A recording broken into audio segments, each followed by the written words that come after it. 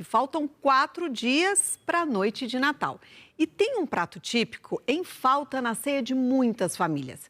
O preço do peru está salgado e a dúvida que fica é: qual será então a estrela da mesa esse ano? Ele é uma criatura, digamos, complicada. Não aparece o ano inteiro e custa caro para que ele compareça na sua ceia de Natal. Foi-se o tempo em que o peru era item obrigatório na mesa nesta época do ano. Agora muita gente não está disposta a pagar o preço. O consumidor diz que não compra porque está caro. Já o comerciante alega que não vende muito, que o peru não é mais a estrela da festa e que perdeu espaço para outras opções. Eu tenho, por exemplo, 10% do espaço para o peru e 90% para o espaço da árvore natalina. Para você ver só a diferença e a desvantagem que ele está tendo com relação a outros anos. Tá? Então o peru realmente hoje ele não é mais a estrela da festa. Neste supermercado, a ave tradicional do Natal está custando em média R$ 32 o quilo. Multiplique o valor por 5, peso médio de um peru, e veja o preço ir para as alturas. Aqueles perus gigantes de 10, 12 quilos já nem existem mais, só por encomenda, porque poucos poderiam pagar por ele. Segundo a Fundação Instituto de Pesquisas Econômicas, o peru vai custar este ano 13% a mais do que no ano passado. É um aumento 3 vezes maior do que a inflação oficial. Mas isso é só uma prévia. No comércio, funciona assim: se vender pouco, o preço diminui, porque não pode sobrar. Mas se vender muito, continua caro.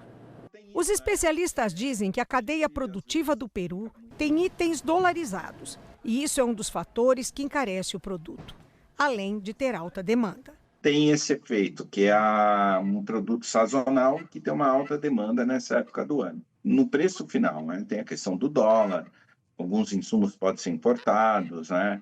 Mas tem como o peru de Natal ficar ainda mais caro. Basta consultar os cardápios que oferecem o prato pronto. Neste aqui, a R$ 120 o quilo, um peru de 5 quilos chega a quase R$ 600. Pesquisar preço é sempre a primeira recomendação. Mas é importante avisar, as outras aves natalinas também não estão baratas.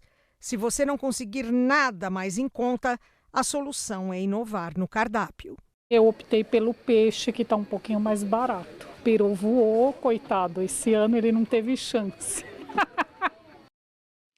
Os Estados Unidos interceptaram hoje o segundo navio petroleiro em águas internacionais perto da Venezuela.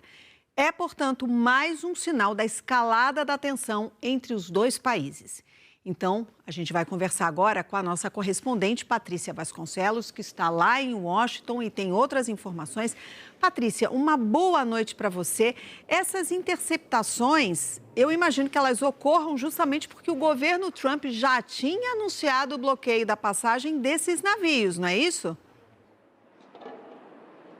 Isso mesmo, Simone. Boa noite para você.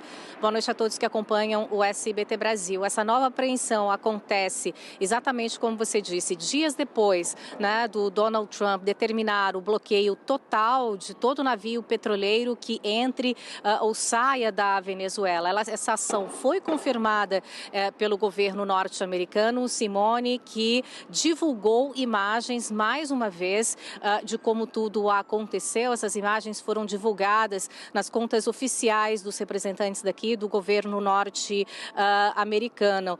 E os Estados Unidos afirmam que vão continuar a perseguir o trânsito de petróleo ilegal na região, especialmente, né, o que sai da Venezuela, porque é a partir daí que eles financiam o narcoterrorismo, o que afirma a Casa Branca. E esse clima de rivalidade, Simone, entre Estados Unidos e Venezuela levou ao bloqueio do sinal de GPS na região do Caribe. Esse bloqueio partiria da Venezuela, segundo dados de radares, seria uma forma, né, dos venezuelanos atrapalharem a comunicação dos militares dos Estados Unidos que estão ali na região. Mas, segundo uma publicação do jornal The New York Times, que eu vi uma fonte da Universidade de Stanford, que também trabalha com isso e monitora esses sinais através também de satélite, o jornal afirma que esse bloqueio de de GPS também viria dos navios norte-americanos que estão na região do Caribe e o principal problema, né, a ameaça é para os aviões comerciais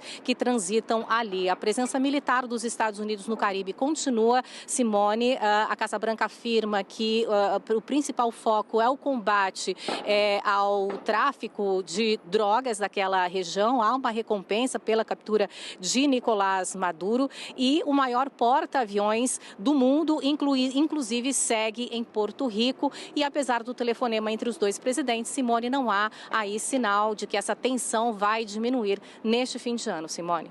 Nossa, e agora com efeitos colaterais com essa história do corte do sinal do GPS. Ok, Patrícia, muito obrigada. Bom, a crise na Venezuela voltou a dividir os países do Mercosul.